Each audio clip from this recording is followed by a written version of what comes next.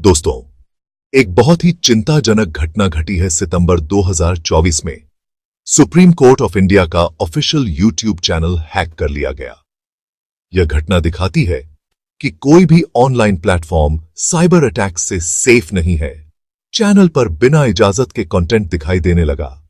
Supreme court का YouTube channel बहुत important है।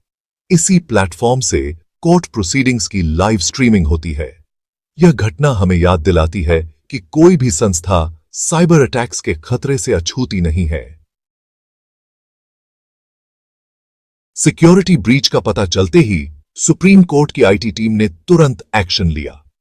उन्होंने सिचुएशन को कंट्रोल करने की कोशिश की और चैनल को रिस्टोर करने की प्रोसेस शुरू की ताकि वो जल्दी ही पहले की तरह काम करने लगे।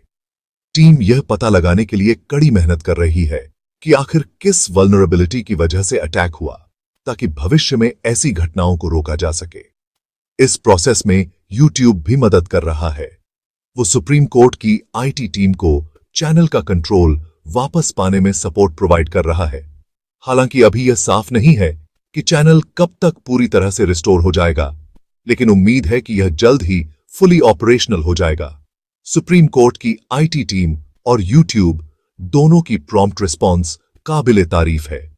यह दिखाता है कि वो इस इश्यू को कितनी गंभीरता से ले रहे हैं। यह घटना आज के डिजिटल एज में साइबर सिक्योरिटी के महत्व को दर्शाती है।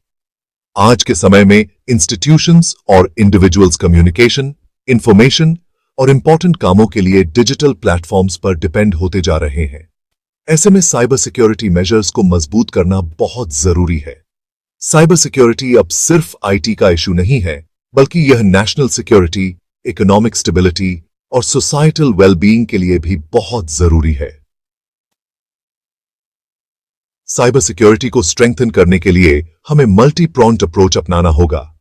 इसमें robust technological solutions, stringent security protocols और कंटिन्यूअस अवेयरनेस कैंपेन्स चलाकर यूजर्स को पोटेंशियल थ्रेट्स और बेस्ट प्रैक्टिसेस के बारे में एजुकेट करना शामिल है। साइबर सिक्योरिटी इंफ्रास्ट्रक्चर और एक्सपर्टीज में इन्वेस्ट करना अब कोई ऑप्शन नहीं, बल्कि सभी एंटिटीज के लिए एक बहुत बड़ी आवश्यकता बन गया है, खासकर उन संस्थाओं के लिए जिनके पास संवेदनशील जानकारी होती है और जो क्रिटिकल ऑपरेशंस करती हैं।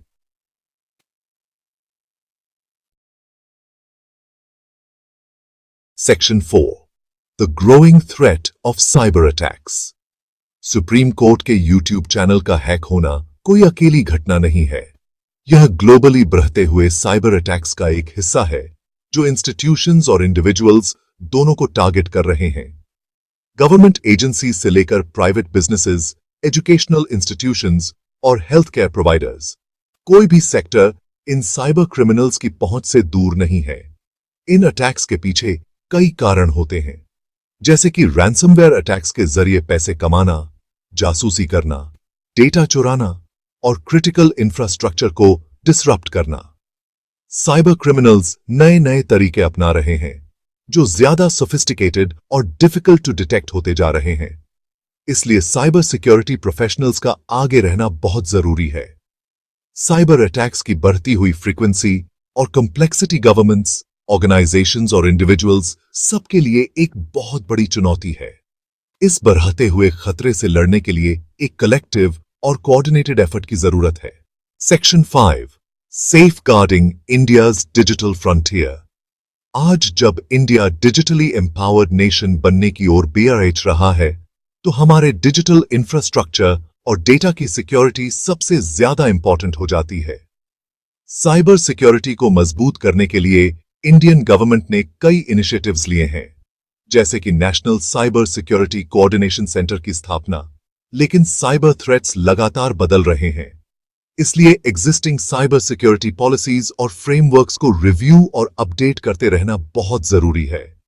सिटीजन्स में साइबर सिक्योरिटी अवेयरनेस बढ़ाना भी बहुत जरूरी है, ताकि उन्हें साइबर थ्रेट्स से खुद को प्रोटेक्ट करने के लिए नॉलेज और टूल्स मिल सकें।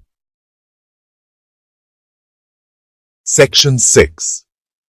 Navigating the challenges of the digital age. Supreme court के यूट्यूब चैनल का हैक होना इस बात की याद दिलाता है कि डिजिटल एज को अपनाने के साथ साथ हमें कई चैलेंजेस और रिस्पॉन्सिबिलिटीज भी निभानी होंगी।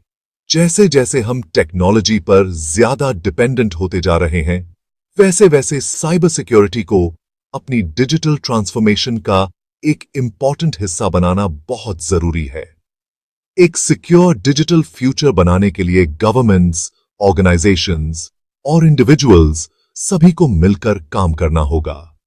रोबस्ट साइबर सिक्योरिटी इंफ्रास्ट्रक्चर में इन्वेस्ट करके, कोलैबोरेशन बढ़ाकर और अवेयरनेस फैलाकर हम साइबर थ्रेट से होने वाले रिस्क्स को कम कर सकते हैं।